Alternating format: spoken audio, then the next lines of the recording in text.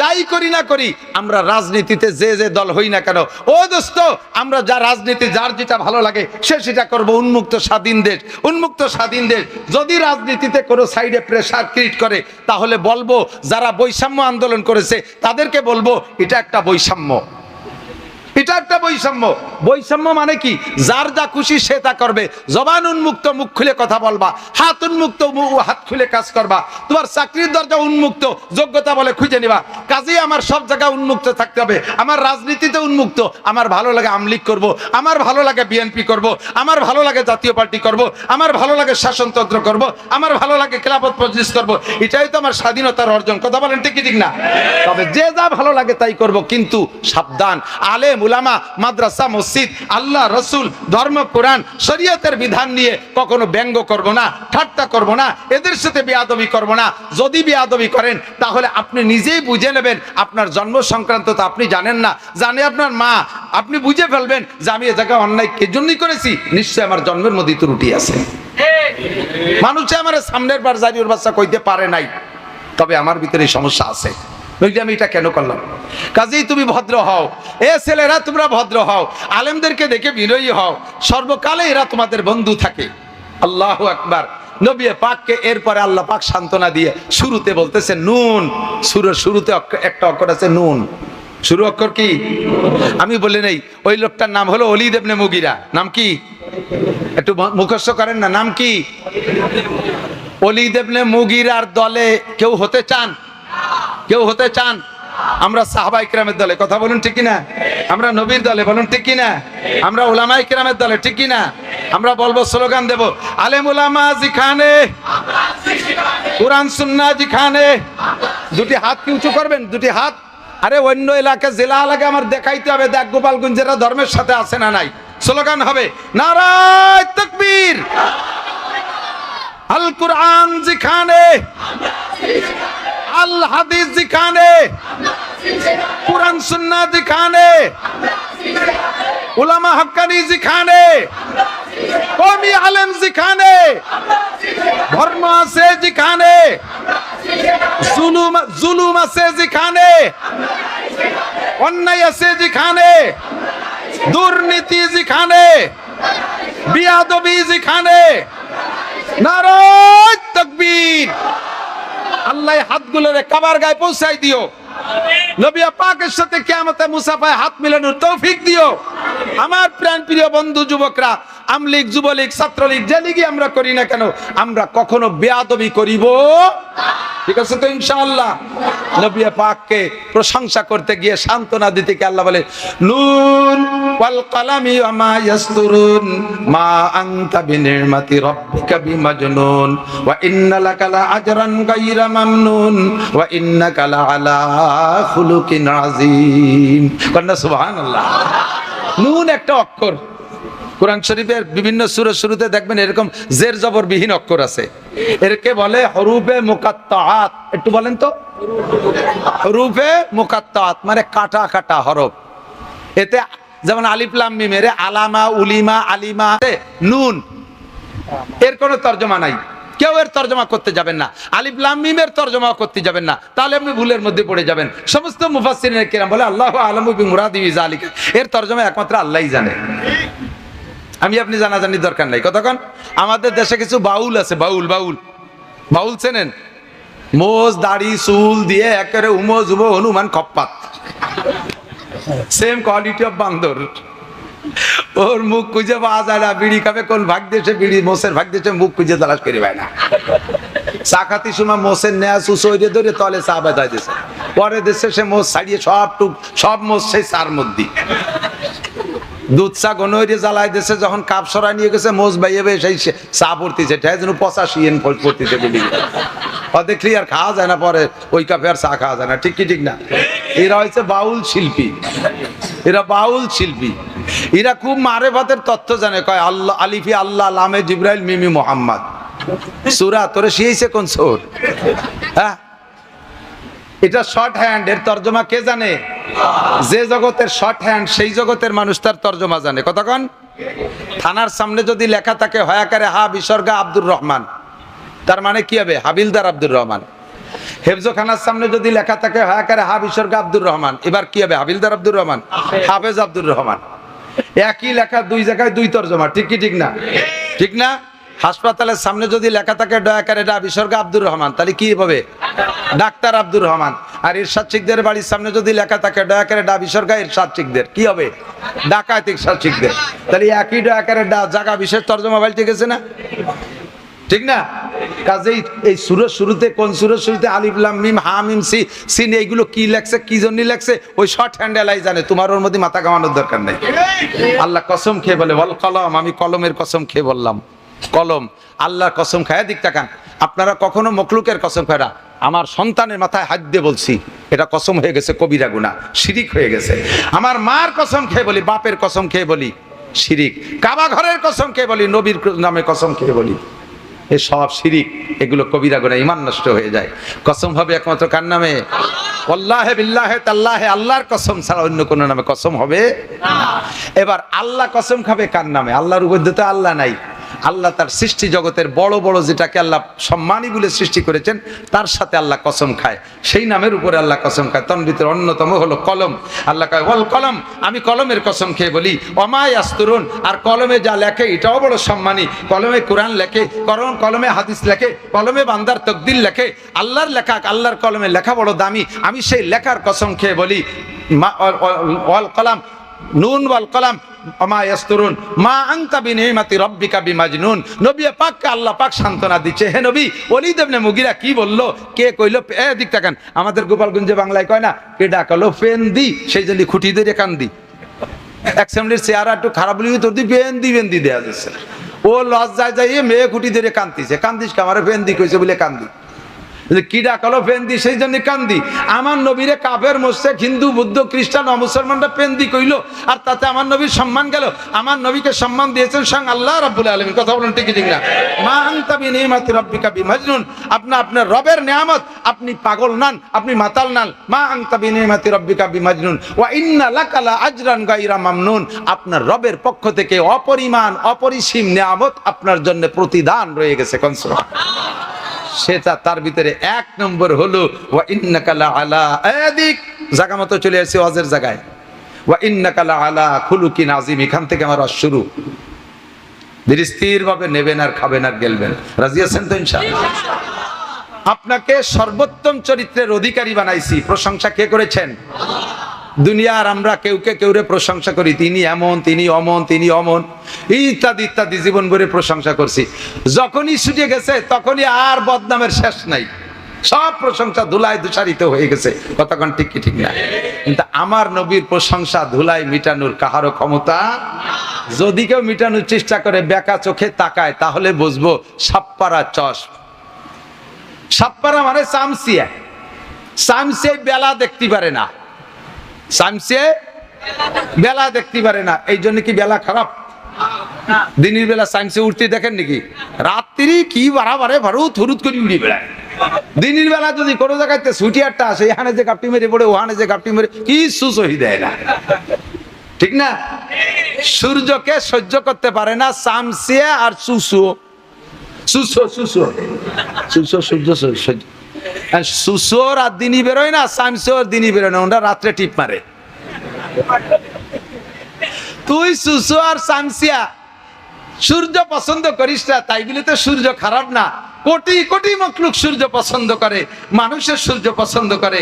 কাজেই তোর মতো চামচিয়া সুসো সূর্য অপছন্দ করলে কিছু আসে যায় না। ঠিক কি ঠিক না? তোর মতো আবু জাহেল, আবু লাহাব, উতবা, সাইবা, ওলীদ ইবনে মুগীরা, নমরুদ, কারুন, হামান, সাদ্দাত, ফিরাউন, উবাই বিন খালদ, আই সারা দুনিয়ার কাফের, জো বাইডেন, নেতানিয়াহু, সারা দুনিয়ার কাফের আমার নবীকে গালি দিলে কিচ্ছু আসে যায় না। ওলীদ ইবনে মুগীরা আমার নবীকে গালি দিলে কিছু আসে যায় না। আমার নবীকে প্রশংসা করেছে আমার আল্লাহ, ওয়া ইন্নাকা লা আলা খুলুকিন আযীম। কথা বলেন ঠিক কি ঠিক না?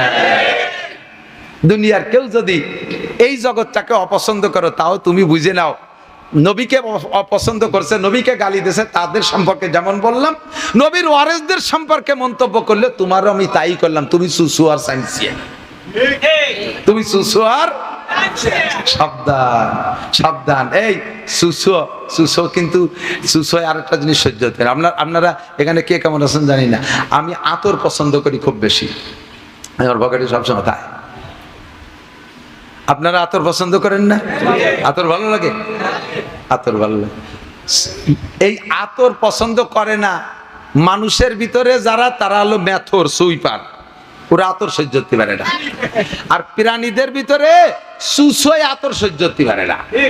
আপনার ঘরে যদি বেশি সুসো রানাগুনা থাকে, ও যদি কোনোটাই দিয়ে সাফ করতে না পারেন, 10 টাকার আতর কিনে ছড়াইতে হবেন, যে কয়দিন এই আতরের ঘ্রাণ থাকবে ওই কয়দিন সুসু আসবে না। এই যে সারা দুনিয়ার নবী, রাসূল, ফেরেশতা, জিন, ইনসান, মানুষ সবাই আতর পছন্দ করে, সুসই পছন্দ করে না। তাই থেকে আতর খারাপ, ঠিক কি ঠিক না? ও দোস্ত, আর মেথরে আতর পছন্দ করে না। ও জীবন ভরে গু সাফ করতে করতে, পায়খানা সাফ করতে করতে ওর সাথে একটা বন্ধুত্বতা হয়ে গেছে, আতরের গিরান না হয়ে গেলেও বেহুশ হয়ে যায়।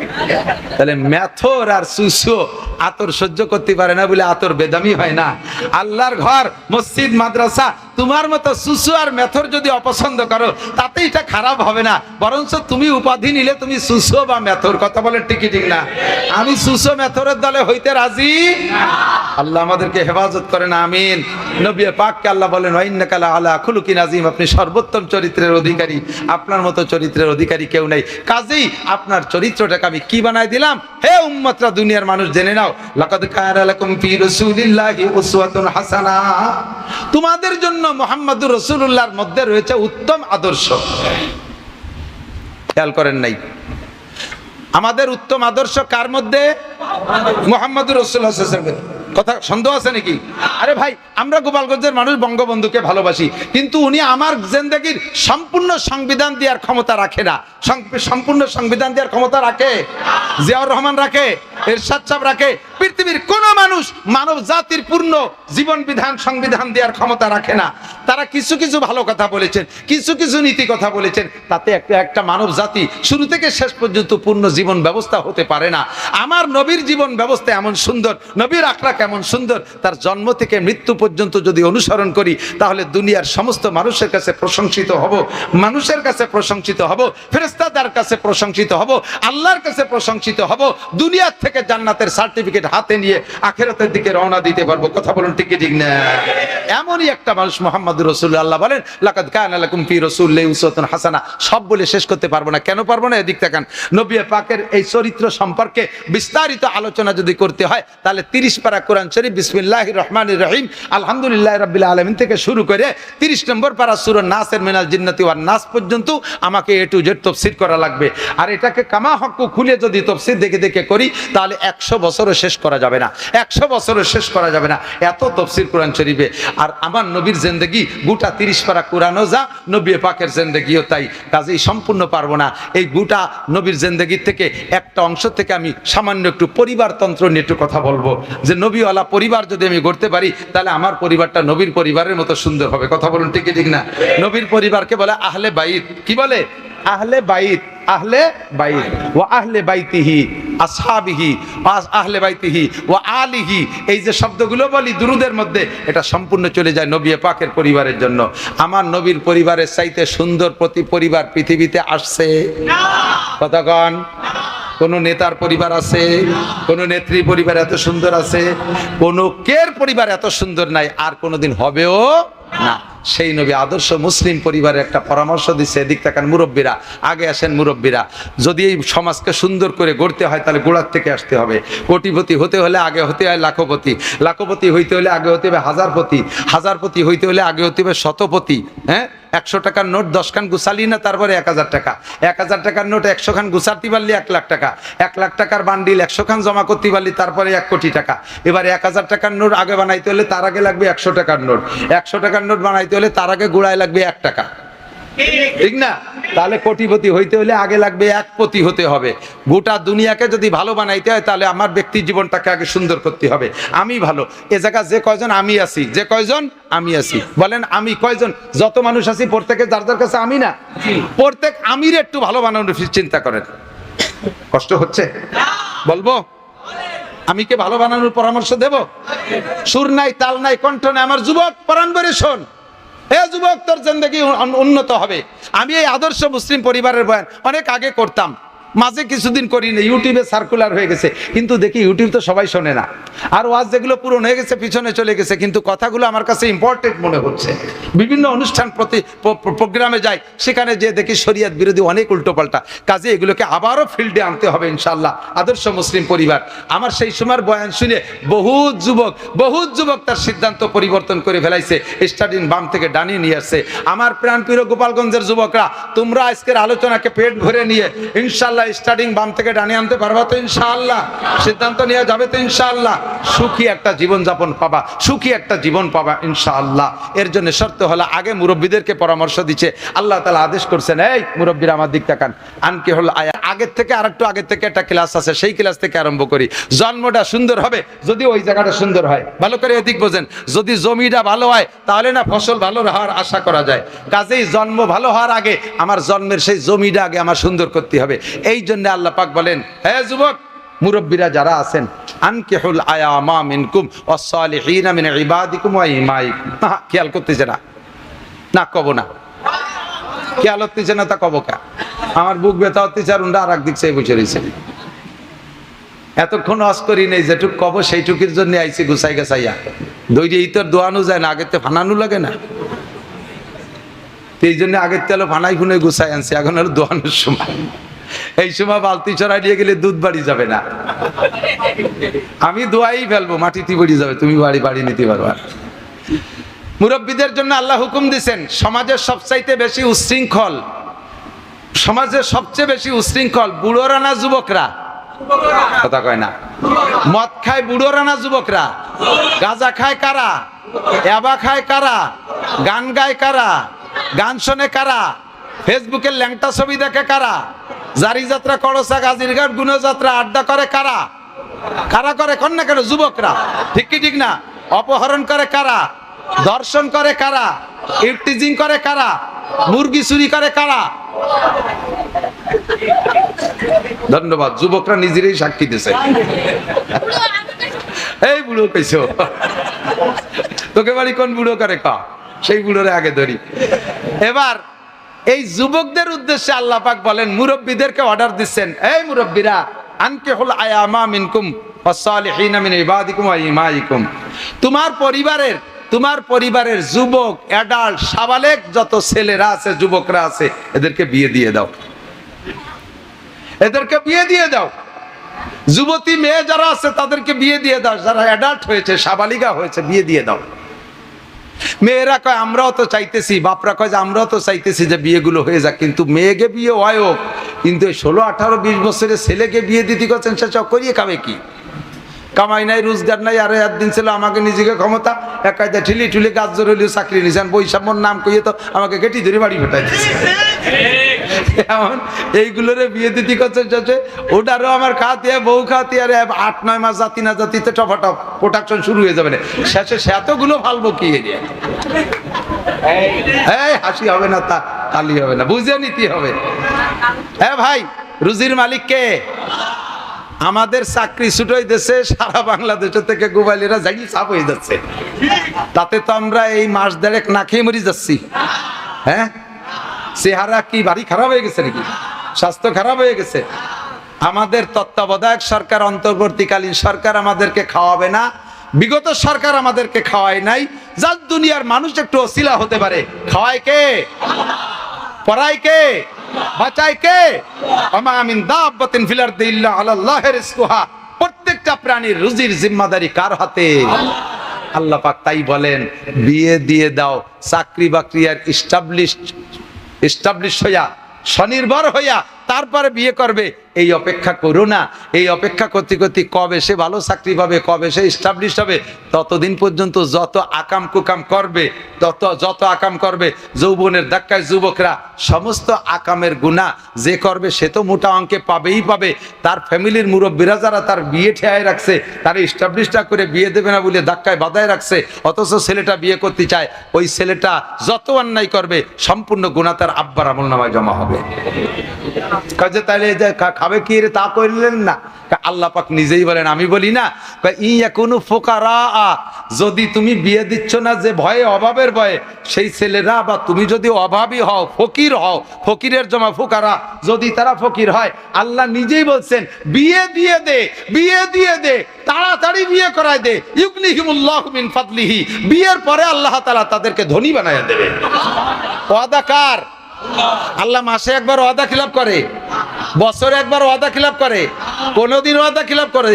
আমার আল্লাহ কইলে ধনী বানায় দেবে, তুমি কোন চিন্তায়? কাতালি হা ঠিক আছে বিয়ে দেব, আল্লাহ দেয় কি না দেয়, এই জন্যই বিয়ে দেওয়ার সময় ছেলের শ্বশুরের কাছ থেকে 2 লাখ টাকা কন্ট্রাক্ট নিয়ে নেই যৌতুকের হিসাব। আস্তাগফিরুল্লাহ, কন্যা আস্তাগফিরুল্লাহ। এ যুবক, বিয়ে সংক্রান্ত আসতি দাও, কথা বলো। তাহলে বিয়ে করার জন্য হুকুম করছেন কে? আল্লাহ। বিয়ে দিয়ে দাও। এবার বিয়ে সংক্রান্ত কথা, বিয়ে করবা কোন জায়গা? নবী পাক সাল্লাল্লাহু আলাইহি সাল্লাম বলেন, মেয়ে দেখে বিয়ে করো, মেয়ে দেখে বিয়ে করো। দেখবে কে? আমাদের সমাজে প্রথা আছে, মা আর বাপ দুইজনরে ফাটায় দেয়, উন্ডা দেখি আমারে কাউস সাওয়াইনে দিলি আমার কোনো কথা নেই। আগে তো মা বাপের প্রতি আস্থা ভালো আছে বলে কাউস সাইনে দিলিও কোনো অভিযোগ নাই। যখন আইনিয়ে দেশে বাড়ি 2 দিন পরে তারপরে দেখা যায় চোখ টেরা, নাক ফেটা, কালা, চেহারা ভালো না, সেদিন মেকআপ করে আনছিল, ওই পার্লারেতে সাজাই নিয়ে দেশে রং উঠে গেছে বোর, এই কয়ে যে তারপরে জ্ঞান শুরু করবা। এই জন্য আল্লাহর হুকুম, নবীর হুকুম, বিয়ে করার জন্য বাপরে দে মেয়ে দেখাবি না, বিয়ে করার জন্য মা দেখলে দেখতে পারে মহিলা মানুষ, তো বাপরে দে বিয়ে দেখাবি, মেয়ে দেখাবি না, আর কেউ রে দে দেখাবি না, তোর বিয়ের মেয়েটা তুই চোখ দিয়ে দেখে নিবি। বিয়ের আগে ছেলেকে বিয়ে মেয়ে দেখা সুন্নাত। হুজুর অর্ডার করেছেন, হে মক্কা থেকে যারা মদিনা হিজরত করে আসো, তোমরা আনসারি মেয়েদেরকে বিয়ে করতে যাচ্ছ, আনসারি মেয়েদেরকে দেখে নিও, ওদের কিন্তু চোখ একটু গোলা হয়, তাদের চোখ একটু গুলা হয়। তোমরা মক্কিরা চোখ কালা, এরা চোখ গুলা, শেষে তোমাদের জ্ঞানজাম হবে, একটু দেখে শুনে নিয়ে নিও। এই জন্য দেখার অনুমতি আছে। দেখবে ছেলে পাঠাই দিছে দুলোবাইরে, দুলোবাই দেখিয়ে আসবে, দুলোবাই তোমার জন্য মাইয়ে দেখতে যাইয়ে চয়েস করে ফেলাইছে, মাইয়ে তো হ্যান্ডসাম একেবারে প্রিয়াঙ্কা চোপড়া, আর দুলোবাই বানাইছে তুমি ওইটারে যেই বুন্ডা দিয়ে, সেই বুন্ডা তো ইন্টারন্যাশনাল হাফসি, ধুমসা কালা, দাইপু কালা। তো তোমার জন্য বউটা দেখে চয়েস করে আইছে, আইসে তোমার যা কর দরকার কইয়া দেরি করিস না, নিয়ে আয়। তোমারে বিয়ে দিয়ে আনার পরে এরপরের থেকে তোমারে বিদেশে পাঠানোর জন্য তোমার দুলোভাই খুব ব্যস্ত হয়ে গেছে। টাকা নাই, পয়সা নাই, জমি 1 বিঘে বেচিয়ে দুলোভাই শালার বেটা শালা সহ পাঠাই দিচ্ছে বিদেশ। কেন? সহযোগিতা করবা। এই জন্য যে বংশের মেয়েরা বেশি সন্তান দেয় সেই বংশে বিয়ে করে সন্তান ঠেকাইও না, নষ্ট করো না। কারণ তুমি জানো না যে কোন সন্তানটা ভালো হবে। প্রথমটা চেহারা ভালো, মনে করছে এইটা যথেষ্ট, এরপরে আর একটা হয়ে গেছে, বাস তুমি মহা খুশি, এরপরে আর পছন্দ করতেছে না। কিন্তু এই দুটো ভবিষ্যতে বড় হলে কি হবে তা তো তুমি জানো না। চেহারাই তো মানুষ না, মানবতা তো আলাদা জিনিস, কথা বলেন ঠিক না? ও দুটো বড় হলে কি হবে তা তুমি জানো না। এরপরে তোমার নামে আর দুটো বাজেট ছিল, সেই দুটো তুমি নিলে না, সে দুটো আল্লাহ তাআলা দুনিয়ায় পাঠাই ছাড়বে, পাঠাই দিয়েছে সে দুটো অন্য জায়গা। কিন্তু তুমি যে দুটো পেয়ে খুশি হয়ে থামিয়ে গেছো, সেই দুটো বড় হয়ে কি হয়েছে, একটা এরশাদ শিকদার আর একটা কানা জাহাঙ্গীর, আন্তর্জাতিক খ্যাতি সম্পন্ন 2 ডাকাত। আর যে দুটো তুমি নিলে না, তোমার নামে বরাদ্দ ছিল। আরে বরাদ্দ কিছু থাকলে নিয়া না নিয়ার একটা বিষয় আছে। আমাদের এই রোড বরাদ্দ আছে, মাল সব রেডি হয়ে গেছে, কিন্তু যখন কন্ট্রাক্টর আসছে, স্থানীয় যুবকরা কয় চাঁদা দিতে হবে 2 লাখ, এই ব্রেক দিয়ে দিছে, ফ্যামিলি প্ল্যানিং শুরু করে দিছে, ব্রেক দিয়ে দিছে, 2 লাখ চাঁদা না দিলি। এবার সরকার, ওরা যে কন্ট্রাক্টর ডিসি স্যারে বলছে, স্যার ওরা 2 লাখ টাকা চাঁদা না দিলি কাজ করতে দেবে না। ডিসি স্যার বললেন বরাদ্দ যা হবার হয়ে গেছে, যেহেতু সরমানিক দেওয়া নিল না, ওটা ঘোষের স্যার দিয়ে দে। তুমি না নিলে আর এক জায়গা চলে যাবে, বরাদ্দ হয়ে গেছে। সন্তান 4টে, তোমার বাড়ি বরাদ্দ ছিল, তুমি 2টি নিয়ে ব্রেক করে ফেলাইছো, 2 লাখ টাকা চাঁদা চাইছো। আল্লাহ কয় হবে না, চাঁদা দিয়ে দি, ওই বাকি 2টি দিয়ে দে, একটা সরমুনাই দে, একটা গোফের ডাঙ্গা দে, একটার নাম শামসুল হক ফরিদপুর, একটার নাম ফজলুল করিম সরমুনার বিশ্বাস। ওই 2টি তোমার নামে বরাদ্দ ছিল। যে 2টি গোষ্ঠীরে ভালো বানাবে তাই নিলে না, আর যে 2টি দেশে পাইন মেরি ছাড়িয়ে দিচ্ছে, সেই 2টি নিয়ে তুমি খুশি থাকছো। কাজেই ঠেহাস নে, যে কটা আল্লাহ দেয় অতি দিয়ে খাতি দেবো কোন যায়? সরকারি কানুনের, আরে সরকার আমার কি ছাতা দেয়? সরকার নিজেই তো এখন দেশে নাই, আমরা খাচ্ছি না, কথা বলেন ঠিক না? সরকার নাই, আমরা খাচ্ছি না, তাহলে সরকারের হুকুমে আমি ছেলে মেয়ে কেন কম নেব? আমি আমার বাপের 8 নম্বর সন্তান, তোমার দুনিয়ার সরকারের সিদ্ধান্ত যদি আমার আব্বা আমল করতো তাহলে আমি নাসির কোথায় থাকতাম? আজকে সারা দুনিয়া ভরে ওয়াজ করে বেড়াচ্ছি, দেশের মানুষ আমার দ্বারা উপকৃত আছে। তাহলে তোমার কথা মানলি পরে আমার আব্বা যদি সেই কথার পর আমল করতো, তাহলে আমার মতো নাসির দেশের মানুষ পাতো কোন জায়গায়? তুমি সরকারও আসবো, তোমার বাপের 8 নম্বর সন্তান, তুমিও তো তোমার বাপের 6 নম্বর সন্তান। তোমার বাপ যদি ওই সিদ্ধান্ত নিত, তোমার মতো সোনাচান পিতেলে গুগু কোন গাঙ্গের মধ্যে আমরা জাল খেয়ে তালাশ করে বের করে আনতাম। কাজেই আমরা সরকারের সিদ্ধান্ত মানতে রাজি না। সন্তানের ব্যাপারে কার সিদ্ধান্ত? কার সিদ্ধান্ত? তাজাওয়াজুল ওদুদ আল ওয়ালুদ ফাইন্নী মুকাসসিরুন। আমি 7টা সন্তানের বাপ, আমি 5টা ছেলে 2টা মেয়ের বাপ। আলহামদুলিল্লাহ আমার 5টা ছেলে মেয়ে হাফেজ হয়ে গেছে, আলেম হচ্ছে, মাওলানা হয়ে যাবে। আর 1 বছর পর থেকে পর একের পর এক মাওলানা হয়ে বের হয়ে আসবে। 5 ছেলে মেয়ে, 4 ছেলের আমি উমরা করাইছি, মেয়েটা উমরা করবে ইনশাআল্লাহ, হাফেজ হয়ে গেছে রমজানের পরে। আমার কোনো কিছুর অভাব রাখে নাই, সন্তান আল্লাহ দিয়েছে, তাদের রুজিও আল্লাহ দিচ্ছে। আফিস সামায়ে রিজকুকুম ওয়া মা তুআদুন, আসমান থেকে রিজিক আসে, আসমান থেকে খোদার গজব আসে। কাজে আমি আসমানি রিজিকের ভরসা করি, আসমানি রিজিকে বিশ্বাস করি। আমি সন্তান কম নিতে রাজি না। আল্লাহ তাআলা আমাকে নেক সন্তান দান করুক, বলেন আমিন। আল্লাহু আকবার। এরপরে এদিক তাকান, এ যুবক, বিবাহের আগে একটা কন্ট্রাক্ট কমপ্লিট করে নেবা, সেটা হলো কত টাকা দেবে, মোটরসাইকেল দেবে কি দেবে না শুনিয়ে নেবা ভালো করে। শ্বশুর বাড়ি চাপ দিয়ে কন্ট্যাক্ট করে যৌতুকের মোটরসাইকেল রাস্তায় চলবে না, খালের মধ্যে দিয়ে চলবে। ট্রাকের ফাসাদ তলতে ঢুকে ওই দিক দিয়ে নাক দিয়ে বারোয় চলে যাবি, গাড়ি চলে যাবে, তুই ফতে থাই যাবি। যারা যৌতুকের মোটরসাইকেল শ্বশুর শাশুড়িরে প্রেসার দিয়ে মোটরসাইকেল আনছো, কালকে সকালবেলা শ্বশুরে আব্বা কবা তসবি গুনে 100 বার, পায়ে ধরে মাপসাই ফেরত দিবা, চাবিটা দিয়ে দিবা, নীতি না চালিয়ে ফেরত দিবা। তবে শ্বশুর খুশি হয়ে যদি বিমানও কিনে দেয় তোমার চাওয়া ছাড়া, তা তোমার জন্য জায়েজ, সমস্যা নেই। শ্বশুর বিমানও কিনে দেয় যদি খুশিতে, হ্যাঁ আমার পছন্দের জামাই, তার বিমান কিনে দেবো, হ্যাঁ জায়েজ আছে। কিন্তু চাইয়ে একটা সুইও নিতে পারবে না, একটা সুতোও নিতে পারবে না। আর তুমি এই খয়রাত কেন করতে যাবা? খয়রাত করতে জায়গা পাও না? মডেল মসজিদের ওখানে থাল নিয়ে বসে থাক, আমরা যাতায়াতের পথে 2-4 টাকা দিয়ে যাবো। তুই বিয়ে করে শ্বশুর বাড়ি কেন খয়রাত করি? মোটরসাইকেল দিতে হবে, আন কিনে দিতে হবে। আবালের বেটা আবাল, না গালিয়ে পারলাম না।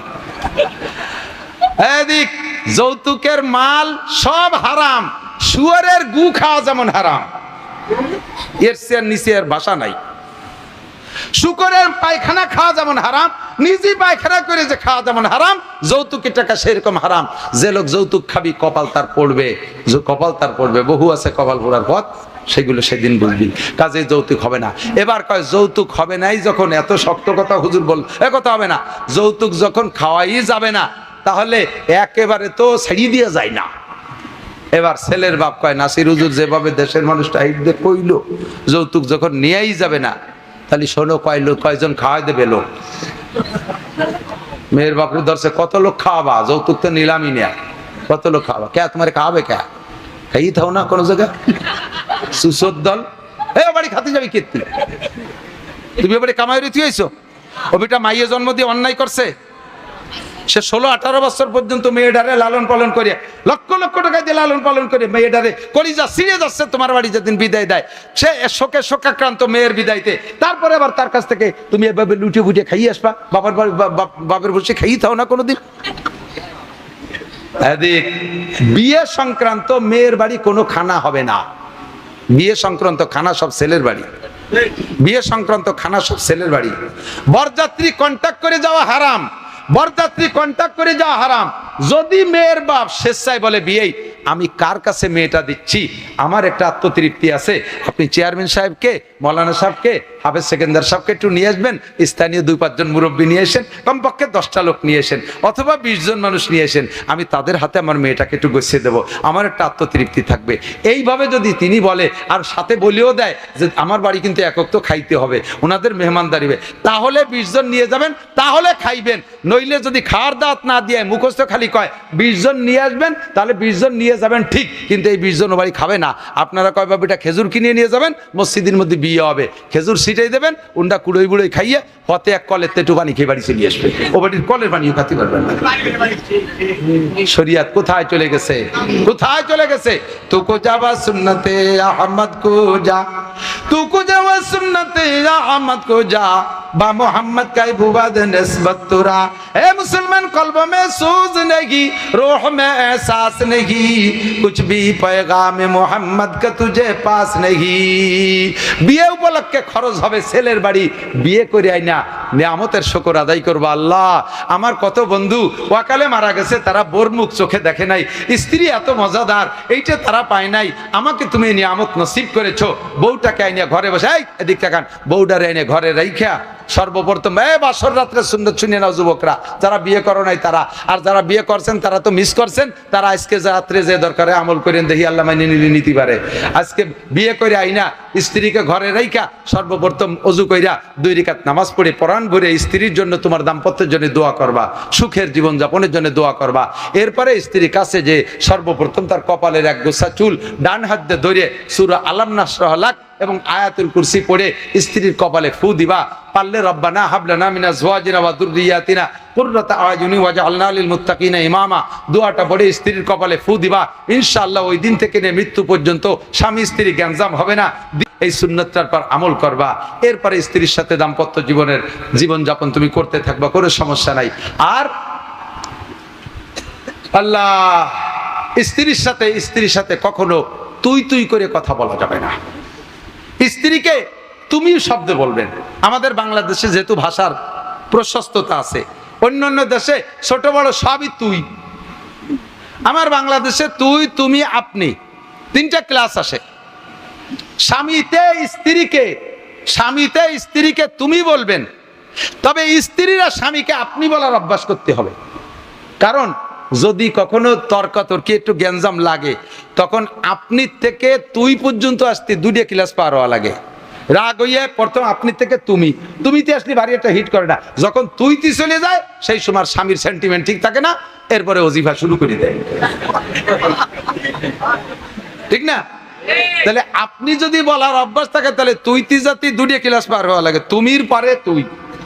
আর যদি তুমি বলার অভ্যাস থাকে, তাহলে 1 ক্লাসের পরেই তুই, আর এরপরে যা খুশি তাই মারামারি লেগে যায়। এগুলো সব আদর্শ। 10 বছরের উপরে গেলে কেউ কেকের পাশে শুইতে দেবেন না। শয়তানকে চেনেন না, শয়তান ঢুকে অ্যাক্সিডেন্ট ঘটায় দেবে। বলা গেল না, সবকিছু বুঝে নিতে হবে, শয়তান অ্যাক্সিডেন্ট ঘটায় দেবে। এই জন্য বিশ্বনবী বলেছেন 10 বছরের পরে গেলে বিছানা ফাররিকুহুম বাইনা মাদাজিহিম, বিছানা আলাদা করে দাও। ফাইদা বালাগা, যখন বালেগ হবে ফাল ইউজাবিজহু, বিয়ে দিয়ে দাও। ফাইন বালাগা, যদি বালেগ হইছে ওয়ালাম ইউজাবিজহা, আর আব্বা মায় মেয়েকে ছেলেকে বিয়ে দেয় নাই, ফা আসাবা ইসমান, ওই সন্তানে অন্যায় করেছে, ফাইসমুহু আলা আবিহি, সম্পূর্ণ গুনাহ আব্বার আমলনামায় জমা হয়ে যাবে। প্রাথমিকভাবে আদর্শ মুসলিম পরিবার গড়ার জন্য যে কয়টা কথা পরামর্শে বলছি, আল্লাহ তাআলা আমাদেরকে আমল করার তৌফিক দান করুন, আমিন। এই কথাগুলোর পর আমল করতে পারলেই সমাজটা মোটামুটি গড়ে উঠবে। আমার যুবকরা সিদ্ধান্ত নেও তো, বিবাহ সংক্রান্ত যে কথাগুলো বলছি, কে কে আমল করার জন্য নিয়ত করেছো? ইনশাআল্লাহ কে কে আমল করেছো? যৌতুক নিবা না, ভালো মেয়ে দেখে বিবাহ করবা, মুরব্বীদের পরামর্শ অনুযায়ী বিয়ে করবা। ওই একা একা যে কোর্টে বিয়ে করো না, তাহলে কিন্তু তোমার মাইয়েরও ওইরকম আরবিটারা নিয়ে কোর্টে নিয়ে বিয়ে করবে। এই জন্য সতর্ক থাকতে হবে। আল্লাহ তাআলা আমাদের বুড়োরা আতুর হয়েছে, উন্ডা বলে আবার বিয়ে করবে সুন্দর মতো। ওরে আল্লাহু আকবার, মাশাআল্লাহ। মানে বয়ান শুনতে একটা জজবা হয়ে গেছে, আমি তাহলে আমি আবার আমল করব না। আপনারা বুড়ো কালে ঝামেলা করতে যাইেন না, চাষির সাথে গ্যাঞ্জাম বাঁধাইেন না। আপনারা মোটামুটি নিজেদের ছেলে মেয়েকে সুন্দরভাবে পরিবেশ পরিচালনা করেন। আর পারতেছি না, কষ্ট হয়ে গেছে, বেঁচে থাকলে আবার হবে ইনশাআল্লাহ। এখন এই সব কথাগুলোর পর আমল করার জন্য একটা ক্লাস আছে, ওই ক্লাসটার নাম দাওয়াত ও তাবলীগ। ক্লাসের নাম কি? তাবলীগ। আগামী বৃহস্পতিবারে মার্কাজে যাবেন, ওখান থেকে 3 দিন আল্লাহ রাস্তায় সময় লাগাবেন। সুযোগ পেলে চিল্লা দেবেন, 1 চিল্লা 3 চিল্লা, এই কথাগুলোর পর আমল করা সহজ হয়ে যাবে। আল্লাহুম্মা সাল্লি আলা মুহাম্মদ। ভাইজান দোয়া করুন। আল্লাহুম্মা সাল্লি আলা মুহাম্মদ। দোয়া করব। اللهم صل على محمد وعلى آل سيدنا محمد وبارك وسلم. اللهم صل على محمد وعلى آل سيدنا محمد وبارك وسلم. পাক্কা 2 ঘন্টা 2 মিনিট ওয়াজ করছি, এর বডি দইয়া اللهم صل على محمد. الحمد لله رب العالمين والصلاة والسلام على سيد الأنبياء والمرسلين. ربنا ظلمنا أنفسنا وإن لم تغفر لنا وترحمنا لنكونن من الخاسرين. ربنا فاغفر لنا ذنوبنا وكفر عنا سيئاتنا وتوفنا مع الأبرار. আয় মেহেরবান আল্লাহ, আমাদের জীবনের সব গুনাহ খাতা মাফ করে দেন। আমাদের আব্বা মা, দাদা দাদি, নানা নানি, শ্বশুর শাশুড়ি, আত্মীয় স্বজন, পাড়া প্রতিবেশী, বন্ধু বান্ধব, উস্তাদ শাগরেদ, পীর মুর্শেদ, ছাত্র ছাত্র ভাই, কর্মজীবনের বন্ধু সাথী যারা বনে জঙ্গলে কবরে শুয়ে আছে, সকলের গুনাহ খাতা মাফ করে দেন। সকলের কবর আযাব এক্ষুনি বন্ধ করে দেন। এই এলাকায় যত কবরবাসী কবরে শুয়ে আছে সবাইকে মাফ করে দেন। আয় মেহেরবান আল্লাহ, আমরা যারা বেঁচে আছি আমাদের জান মাল ইজ্জত আবরু হেফাজত করেন। আমাদের মধ্যে যারা অসুস্থ রোগী সবাইকে সুস্থ রোগ মুক্ত করে দেন। আয় আল্লাহ, আমাদের আত্মীয় স্বজন আপনজন যে যেখানে দেশে বিদেশে অসুস্থ, হাসপাতালের বেডে ঘরের বিছানায় পড়ে ধুকছে, মেহেরবান আল্লাহ আপনি তাদের সবাইকে সুস্থ করে দেন। অনেক রোগীরা দোয়া চেয়েছে, সবাইকে সুস্থ করে দেন। আয় আল্লাহ, আমাদের সবাইকে সুস্থতার সাথে, ইজ্জতের সাথে, প্রশস্ত হালাল রিজিকের সাথে লম্বা হায়াতে তৈবা দান করেন। অসুস্থ অবস্থায় হাসপাতালের বেডে ঘরের বিছানায় ফেলে রেখেন না আল্লাহ। আয় আল্লাহ, আমাদের অভাব অনটন দূর করে দেন, বিপদ আপদ থেকে মুক্তি দান করেন। রাজনৈতিক যে ঝামেলা চলতেছে বাংলাদেশে, আল্লাহ ঝামেলা আপনি নিরসন করে দেন। আল্লাহ, দেশে আপনি শান্তির বাতাস চালু করে দেন। আয় আল্লাহ, নির্বাচিত সরকার, আয় আল্লাহ, শান্তি দেওয়ার মতো যাদের মাধ্যমে আপনি শান্তির ব্যবস্থা করে থাকেন, এই রকম সরকার আমাদের জন্য ব্যবস্থা করে দেন। আয় আল্লাহ, অনেক সরকার দেখেছি, এবার মনে চাইতেছে কোরআন সুন্নাহ অনুযায়ী দেশ চললে কেমন লাগে তাই একটু দেখতে মনে চাচ্ছে। মেহেরবান আল্লাহ, আপনি সেই ব্যবস্থা করে দেন। আয় আল্লাহ, সেই ব্যবস্থা আপনি করে দেন। আয় রাব্বুল আলামিন, এই মসজিদ মহল্লাকে কবুল করে নেন। আজকে এখানে যা আলোচনা করা হলো আমাদের আদর্শ মুসলিম পরিবার গড়ার লক্ষ্যে নবী আলাইহিস সালাতু ওয়াস সালামের আদর্শকে সামনে নিয়ে আলোচনা করেছি। এই আদর্শ আমাদের জীবনে বাস্তবায়ন করা তৌফিক দান করেন। পর্দার আড়ালের মা বোনদের হাত দুটো কবুল করে নেন। তাদের পারিবারিক অশান্তি থাকলে দূর করে দেন। ঘরে যুবতী মেয়ে বোন থাকলে বিবাহের সুব্যবস্থা করে দেন। যুবক ছেলেদের জন্য বিবাহের উত্তম পাত্রীর ব্যবস্থা করে দেন। আমার বেকার যুবকদের কর্ম হালাল কর্মসংস্থানের জোগাড় করে দেন। মসজিদের কমিটি ও ইমাম সাহেবকে কবুল করে নেন। সভাপতি সাহেবকে সুস্থতার সাথে লম্বা হায়াত দান করেন। কমিটির সকল সদস্যকে আল্লাহ এই মাহফিলের ওসিলায় ইমাম সাহেব সহ মেহেরবান আল্লাহ তাদেরকে হজ্জে খানায় কাবা মক্কা মদিনা জিয়ারত নসিব করেন। আয় আল্লাহ, বাংলাদেশ, আবারও বলছি, বাংলাদেশের সব অশান্তি আপনি দূর করে দেন, শান্তির ব্যবস্থা করে দেন। আমাদের সকলকে মরণের সময় জবানে কলেমা তয়্যিবা জারি করে দিয়েন। রব্বির হামহুমা। অসংখ্যা কেন? অসংখ্যা এজন্য বলেছি, প্রশ্ন করার সময় নাই, প্রশ্ন উত্তর আমি বলে দেই। আল্লাহ পাকের গুণ অসংখ্যা কেন? কারণ আমরা আল্লাহকে জানি, আল্লাহ অসীম, আল্লাহ অসীম, আল্লাহ কোনো কিছুতে সীমাবদ্ধ না। আল্লাহর গুণ যদি বলি 99টা, তাহলে আল্লাহ মাত্র 99টা গুণের মধ্যে সীমাবদ্ধ হয়ে যায়। অথচ আল্লাহ কোনো কিছুতে সসীম না, আল্লাহ কোনো কিছুতে সীমাবদ্ধ না। কাজেই আল্লাহর গুণও অসীম, অসংখ্য গুণ। তবে আমাদের সামনে আল্লাহ পাক ব্যক্ত করেছে 99টা গুণ। এই 99টা গুণগত নাম আমরা জানি। 99টা গুণগত নামের ভিতরে আমার মনে হয় আল্লাহ পাক সবচাইতে বেশি পছন্দ করেছেন একটা নাম। এটা তো আল্লাহর জাতি নাম।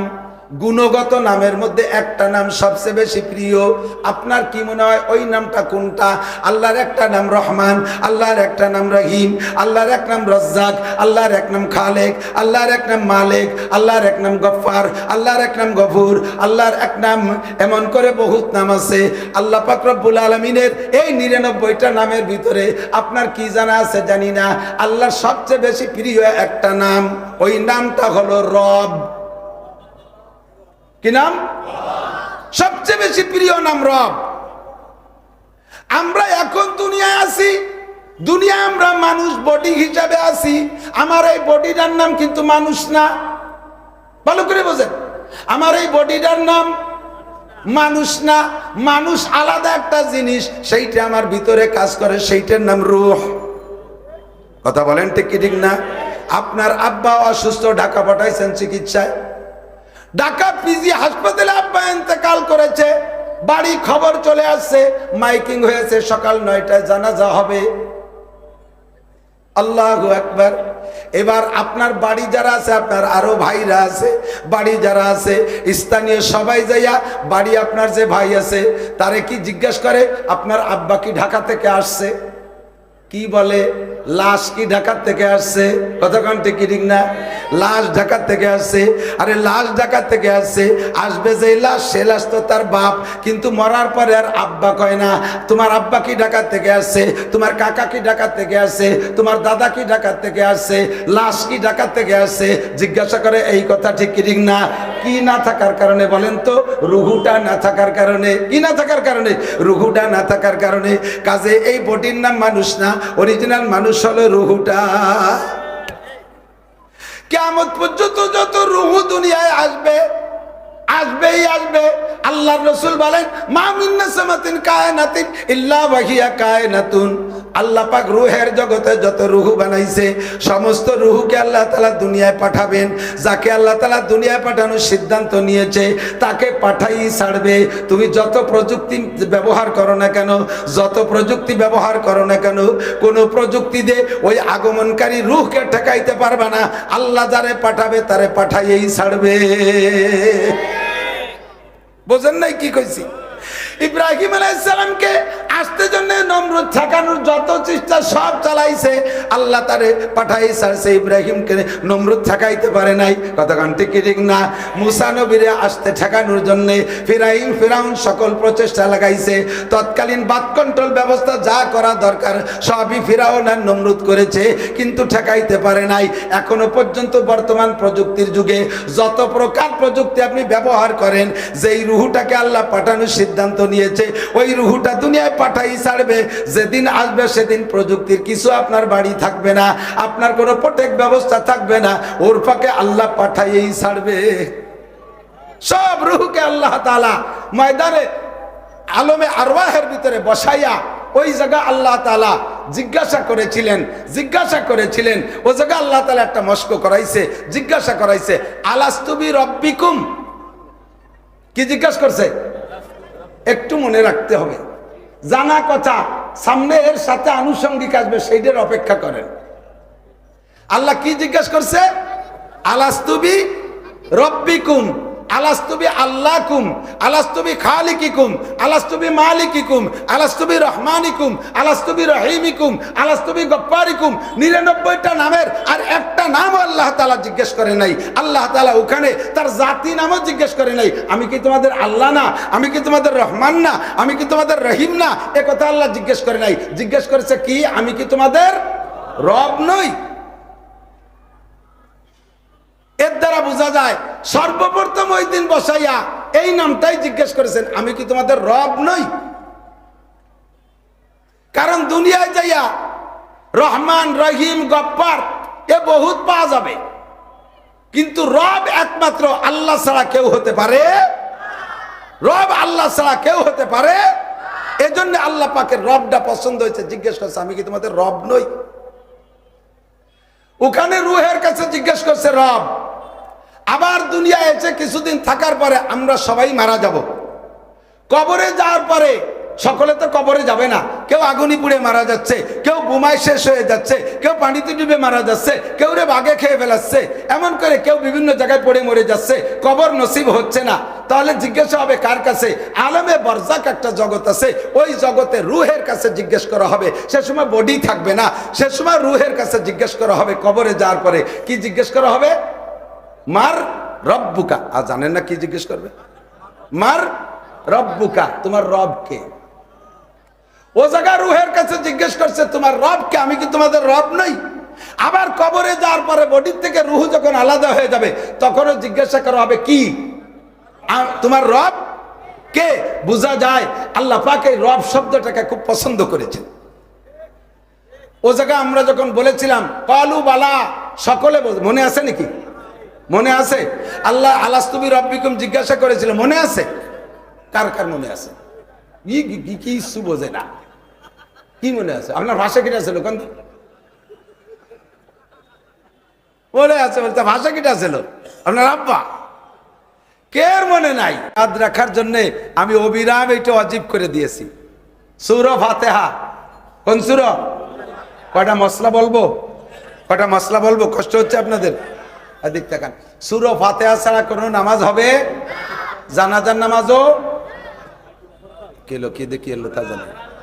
জানাজার নামাজ সূরা ফাতিহা ছাড়া হবে? পেছাই গেছে। জানাজার নামাজ নামাজ না। যে নামাজে রুকু নাই সিজদা নাই ওই নামাজ নামাজ না। যে নামাজে রুকু নাই সিজদা নাই ওই নামাজ। সলাতের মানে কয়েকটা, তার ভিতরে একটা হলো দোয়া।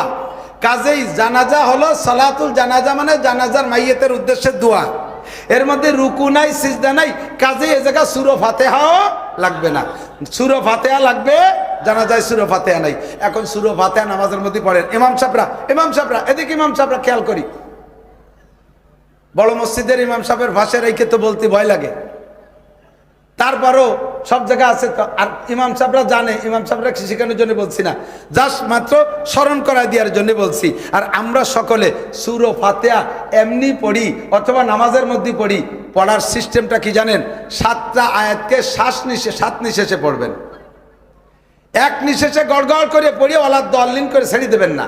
কারণ সূরা, আমার মা বোনরা লক্ষ্য করবেন, সূরা ফাতিহার এক একটা করে আয়াত পড়েন আর আয়াতের পরে আল্লাহ তাআলা একটা জবাব দেয়। আপনি যখন পড়েন আলহামদুলিল্লাহি রাব্বিল আলামিন, আল্লাহ পাক বলে হামিদানি আব্দি, বড় খুশি হইয়া। আপনি যখন বলেন আলহামদুলিল্লাহি রাব্বিল আলামিন, আল্লাহ আমি প্রশংসা করি ওই আল্লাহর যে আল্লাহ রাব্বুল আলামিন, বলার সাথে সাথে আল্লাহ তাআলা জবাব দেয় হামিদানি আব্দি, চমৎকার, আমার বান্দা আমাকে উপযুক্ত প্রশংসা করেছে। বলেন না সুবহানাল্লাহ। এরপরে বলবেন আর রহমানির রহিম, বলার সাথে সাথে আল্লাহ বলবে আতনা আলাইয়া আব্দি, উপযুক্ত প্রশংসা করেছে আমার বান্দা আমার জন্য। মালিক ইয়াউমিদ্দিন, বলার সাথে সাথে আল্লাহ বলে সাদাকা আব্দি, থ্যাংক ইউ, তুমি সত্য কথা বলেছো। বিচার দিনের মালিক কে? জোর হলো না কে?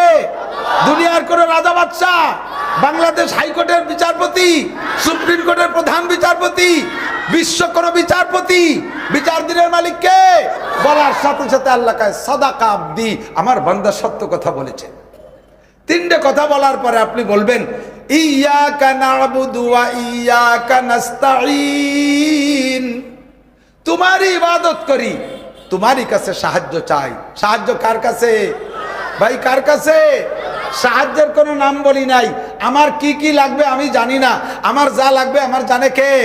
আমার আল্লাহ। এদিক তাকান, একটা মেশিন কিনে নিয়ে আসছেন, মেশিনের ছোট্ট একটা পার্টস লুজ হয়ে গেছে, একটা নাট লুজ হয়ে গেছে, অথবা একটা চিকন পার্টস ক্ষয় গেছে, দেখবেন যে মেশিনের মূল শব্দ নাই, গ্যার গ্যার গ্যার গ্যার শব্দ হচ্ছে, অথবা বন্ধ হয়ে গেছে। এখন মেশিনের কোন পার্টসটার দুর্বলতার কারণে মেশিনের এই সমস্যা হচ্ছে, এটা কি মেশিনে বোঝে? এটা কে বোঝে? মিস্ত্রি বোঝে, আর মেশিন বানানোওয়ালা বোঝে। ঠিক কি ঠিক না? আমি একটা মেশিন, আমার কি দরকার, আমার এখন এই অসুবিধা, ওই অসুবিধা, এই সব অসুবিধা আমি জানি না। এক বাক্যে আল্লাহকে বলে দিছি ওয়া ইয়াকা নাস্তাঈন, আমার যা যা দরকার সব তোমারই কাছে চাই। এই আয়াতের ভিতরে দুইটি অংশ, একটা হলো ইয়াকা না'বুদু, আল্লাহ তোমারই ইবাদত করি। ইবাদত কার? কতক্ষণ কার? লা তুশরিক বিল্লাহ ওয়ালা ইউশরিক বিইবাদাতি রাব্বি আহাদা, ইবাদতের মধ্যে কাউকে শরীক করব না। ইবাদত হবে কার জন্য? আল্লাহরই জন্য ইবাদত করি। এই কথা বলার পরে আল্লাহ কয় হাযা বাইনি ওয়া বাইনা আব্দি, এই আয়াতটা দুই ভাগ হয়ে গেছে, অর্ধেক আমার আর অর্ধেক আমার বান্দার। আমারটুকু আমি পেয়েছি, ওয়ালি আব্দি মা সাআলা, আমার বান্দা যেটা চাইছে ওরে তা দিয়ে দিলাম। বুঝেন? কথা মনে রাখতে হবে। এরপরে এই পর্যন্ত বলার পরে এরপরে আল্লাহকে বলবেন আল্লাহ এ তো সাধারণভাবে চাইলাম, আমার কোনটা কি লাগবে আমি জানি না, এটা তুমি বুঝে বুঝে দিবা। তবে আমার একটা দাবি আছে আল্লাহ, খাস একটা কথা বলবো। আল্লাহ আপনার কাছে আমি জিজ্ঞেস করছি না, আল্লাহরে করতেছি আর কি। আল্লাহরে বলবো আল্লাহ আমার খাস একটা দাবি বলবো। আল্লাহকে বলো তাড়াতাড়ি, এখনই তো বলার সময়। নামাজ হলো বান্দার আল্লাহর মাঝে গল্প করার জায়গা, এটা চাওয়া পাওয়ার জায়গা। তুমি বলো তোমার কি লাগবে। আমি বলে দিছি ইহদিনাস সিরাতাল মুস্তাকিম, আল্লাহ, এই বাংলাদেশে বসে দেখি রাস্তার অভাব নাই, রাস্তার অভাব নাই। ঢাকা যাবো, ঢাকা যাওয়ার রাস্তার অভাব নাই। জান্নাতে যাব, রাস্তার অভাব নাই। যেই আছে সে আমারে রাস্তা দেখায়। আমলীগ, বিএনপি, জামাত, জাতীয় পার্টি, আটরশি, চন্দ্রপাড়া, মানিকগঞ্জ, সুরেশ্বর, ভোজেশ্বর, ইনায়তপুর, বাহাদুরপুর, শরিয়তপুর, মাদারীপুর, ফরিদপুর, তবলিগ, চরমুনাই, ইতাআতি, ওয়াজাহাতি, কাদিয়ানি, আহলে হাদিস, আহলে কোরআন, হিজবুত তাওহীদ, এ যে কি পরিমাণ জ্বালাই খাচ্ছে। আল্লাহ, এর ভিতরে সঠিক রাস্তা কোনটা তুমি দেখাই দাও। যে মৌলবী স্টেজে আছে মনে করি যে তারটাই ঠিক। এখন আমিও সঠিক রাস্তা বুঝে উঠতে পারতেছি না। তুমি না দেখালে আমি হারাই যাব, তুমি না দেখালে আমি হারাই যাব। ইহদিনাস সিরাতাল মুস্তাকিম, যে রাস্তা দিয়ে গেলে আমি জান্নাতে যেতে পারবো, রাস্তাটা তুমি দেখাই দাও। তবে আল্লাহ, তোমার কাছে আরেকটা অনুরোধ বলবো, আল্লাহর কাছে বলতেছি। আল্লাহকে বলো, তাড়াতাড়ি বলো, কয় মেহেরবানি করে গায়রিল মাগদুবি আলাইহিম ওয়ালা দাল্লিন, ইহুদিদের রাস্তা, নাসারাদের রাস্তা, অভিশপ্তদের রাস্তা, পথভ্রষ্টদের রাস্তা, এই দুইটা রাস্তায় তুমি আমাকে চালাবা না। ইহুদিদের অনুসরণ যেন আমি না করি, নাসারাদের অনুসরণ যেন না করি। এই কথাগুলো বলার পরে আল্লাহ কয় ওয়ালি আব্দি মা সাআলা, তুমি যা চেয়েছো সব তোমাকে দিয়ে দিলাম। এবার এই জায়গায় একটু কথা শুনে নেন।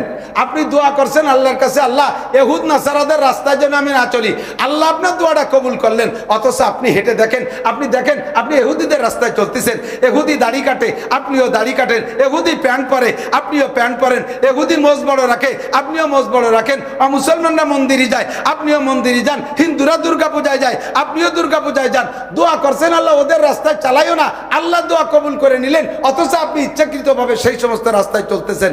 কাজেই আপনি বুঝে নেন, এই যে যে দোয়াটা করছেন আল্লাহর কাছে, এটা আপনি অন্তর থেকে করেন নাই, এটা আপনি মুখে ভাষা ভাষা দোয়া করছেন।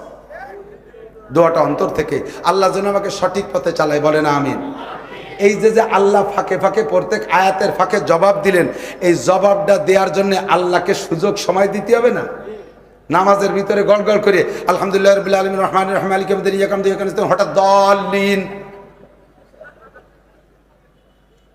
আল্লাহ কয় আমি যা কব তা কব কোন সময়? তোর যা চালি তা তো দেব, তা দেওয়ার ভাগ তো দিলি না। কাজে তোর কপাল নিয়ে তুই মর। প্রত্যেকটা আয়াতের ফাঁকে আল্লাহকে ওই কথা জবাব দেওয়ার সুযোগ। আল্লাহ যে সুযোগ না পালি বলতে পারবে না তা না, কিন্তু আল্লাহ যেহেতু সুযোগ চাইছে তুমি এক একটা করে বলো আর আমি জবাব দেই, তা দেবো না কেন? কাজেই এখন থেকে সূরা ফাতিহা পড়ার মাসআলা আমি এভাবেই জেনে নেব যে আস্তে পড়ি আর জোরে পড়ি, প্রত্যেকটা আয়াতের পরে বলবো, এক একটা আয়াত পড়ে আমি ছেড়ে দেব। আল্লাহ তাআলা যেন আমার ওই জবাবটা দিয়ে দেয়, বলেন আমিন। এরপরে ওয়ালা দাল্লিন, তারপরে হলো আমিন। আল্লাহ তুমি কবুল করে নাও। ইমাম সাহেব পড়ছে, আমরা সকলে একমত, তাই তো নাকি বলেন? আর আমি একাও যখন পড়ি তখন আমার এই দাবির উপরে আমি একমত, তুমি কবুল করে নাও। বাহরহাল যে কথা বলতে চাইছি সেটা হলো, রবকে ওখানে স্বীকার করে আসছি, রবের পরীক্ষা হবে কবরে, আমি রবকে মস্ত করব। আল্লাহ পাক রব্বুল আলামিন এবার সুন্দর একটা কথা, এদিক আমার দিক জায়গা মতো চলে আসছি। আল্লাহ পাক বলেন ইন্নাল্লাযীনা ক্বালু রাব্বুনাল্লাহ, যারা বলবে রব আমার আল্লাহ, রব আমার, সুম্মাস্তাকামু, এদিক সুম্মাস্তাকামু, আল্লাহকে রব বলে স্বীকার করে অটল থাকবে। ইহুদিদের ধাক্কায়, নাসারাদের ধাক্কায়, খ্রিস্টানের ধাক্কায়, রাজনৈতিক ধাক্কায়, দলের ধাক্কায়, কোন নেতার ধাক্কায় আমি আল্লাহকে রব বলা থেকে এক সেকেন্ডের জন্য পা পিছলে যেতে রাজি। জোরে বলেন রাজি।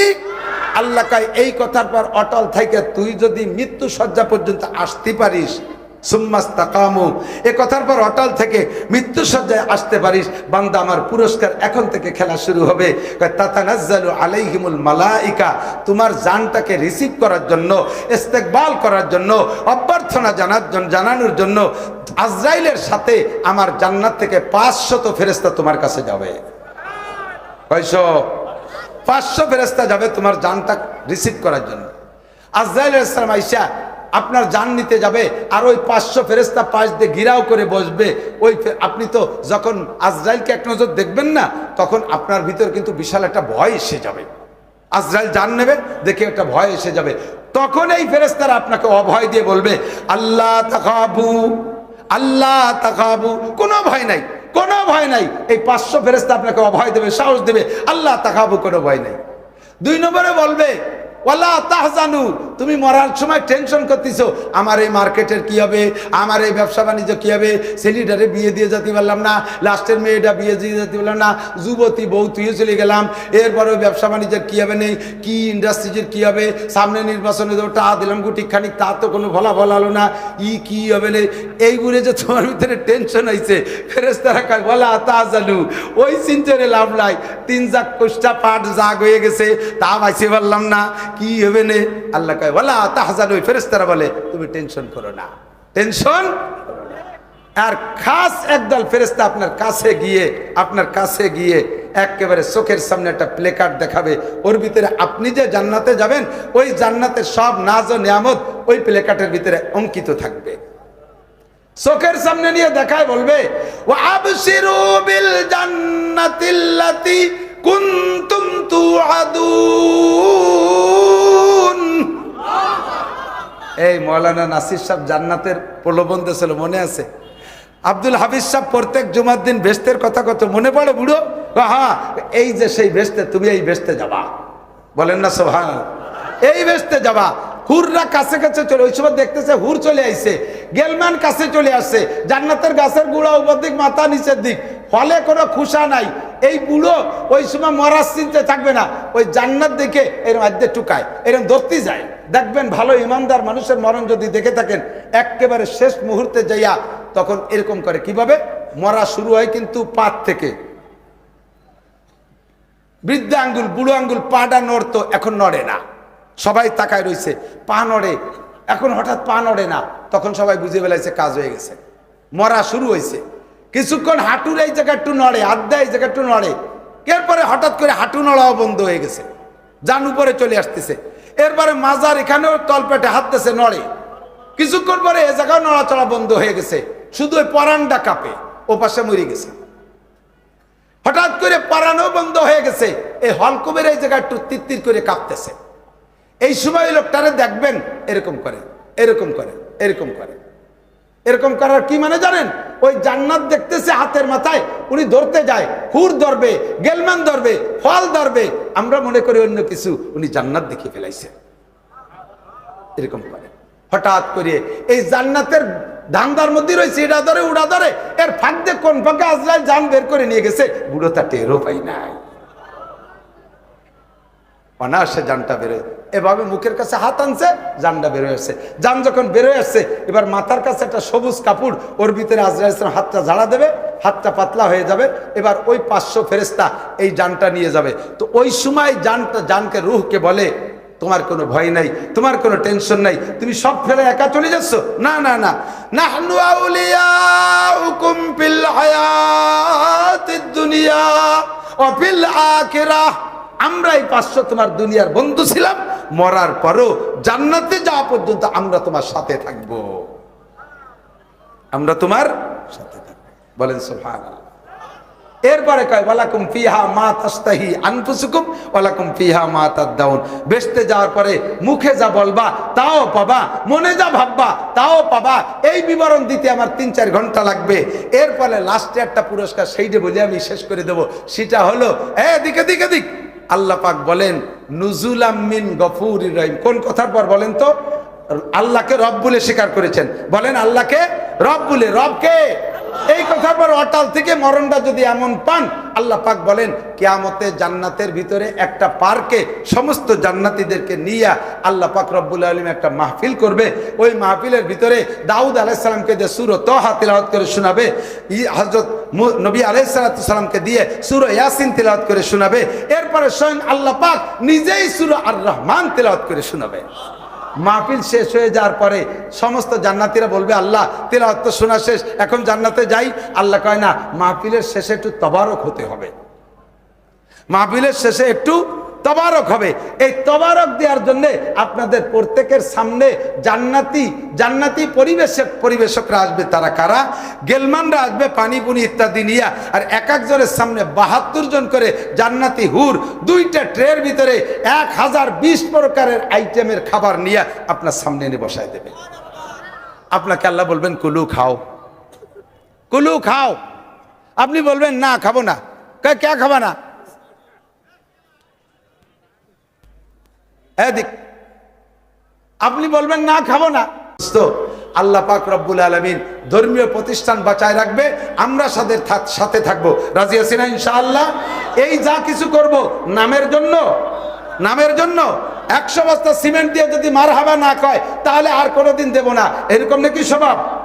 মাদ্রাসায় কিছু দিলে এর থেকে আমি নামের জন্য যদি আমার প্রশংসা করুক, আমার নামটা মাইকি বলুক, ইত্যাদি করুক, এরকম লোভ করাটাই হলো শিরিক ফিল ইবাদত। আমি যাহা করব মাদ্রাসা মসজিদ ধর্মের কাজ সবগুলো হবে কার জন্য? আল্লাহ কয় তাহলে আমার সাথে দেখা হবে। এই মাদ্রাসার এই বিল্ডিংটা এভাবে থেকে যাবে। গোপালগঞ্জের এত পয়সাওয়ালারা, ব্যবসায়ী আছেন, বাণিজ্যিক আছেন, চাকরিজীবী আছেন, সকলে সম্মিলিতভাবে যার যার নিজস্ব এক একটা বাড়ি করছেন, 5 তলা 7 তলা, কত বড় বড় বিল্ডিং করছেন। আর আমরা সবাই মিলে যদি মাদ্রাসার এই বিল্ডিংটার বাকি কাজে হাত দেই, ইনশাআল্লাহ 2 মাসের ভিতরে কাজ কমপ্লিট করা সম্ভব। কথা বলেন ঠিক কি ঠিক না?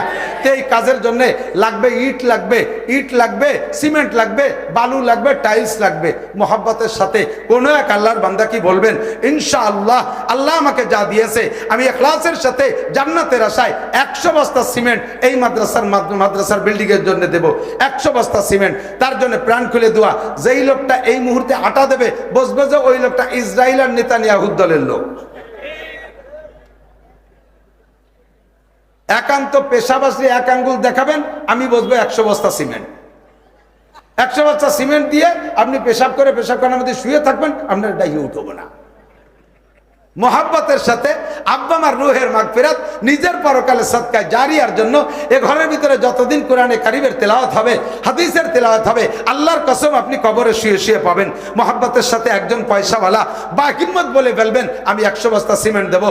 ও পয়সাওয়ালারা কত টাকা কতভাবে কামাই করছেন, সব টাকার হিসাবও নাই, কত টাকা চলে গেছে, সামনে যা কামাই করবেন তাও থাকবে না।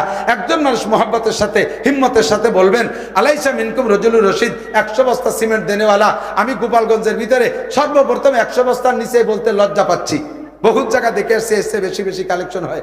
আমি গত রাত্রে একটা মাহফিল করে এসেছি ঢাকা মুন্সিগঞ্জের শ্রীনগর রাড়িখাল কি বলে এই আড়িয়াল বিলের ভিতরে, হযরত মাওলানা ইউনুস সাহেবের মাদ্রাসা। সকালবেলা উনি মাহফিলের দিন সকালবেলা উনি মাইক নিয়ে বসে, মাইক গ্রাম ভরে ছড়ানো আছে, জায়গায় বসে দিনই সকালে কালেকশন করে। 55 মন খালি গাভীর দুধ আইছে, 55 মন গায়ের দুধ আইছে। আর উনি ওই একাই কালেকশন করে, ছেলেপেলেরা থাকে বাড়ির থেকে বাচ্চা কাচ্চাই দিয়ে পাঠায় দেয়। আর একদিনে যে চাউল কালেকশন হয়েছে সারা বছর খাইও থেকে যাবে, এলো ওই জায়গায় বসে কালেকশন। আমরা এই জায়গা গোপালগঞ্জ জেলা সদরে যেভাবেই বলেন, সদর সাহেবের গোপালগঞ্জ, শেখ হাসিনার গোপালগঞ্জ, বঙ্গবন্ধুর গোপালগঞ্জ, ধর্মীয় দুনিয়ার দিক দিয়ে যেদিকেই বলেন না কেন, আমরা ঐতিহ্যবাহী জেলায় একটা মানুষ কি নাই 100 বস্তা সিমেন্ট এই জায়গা দেওয়ার মতো? একটা মানুষ কি নাই, রজুলের রশিদ কি নাই 100 বস্তা সিমেন্ট দেওয়ার মতো? আমি তার জন্য এই হাজার মানুষকে দোয়া করব, আল্লাহ তাআলা তাকে হালাল ভাবে লাখ লাখ কোটি কোটি টাকার মালিক বানায় দেবে, সুস্থ তার সাথে লম্বা হায়াত দান করবে, আল্লাহ বারবার মক্কা মদিনা জিয়ারত নসিব করবে, নেক সন্তানের আব্বা বানায় দেবে, মরহুম যারা কবরে চলে গেছে জান্নাতি করে দেবে। আছেন কোন আল্লাহর বান্দা?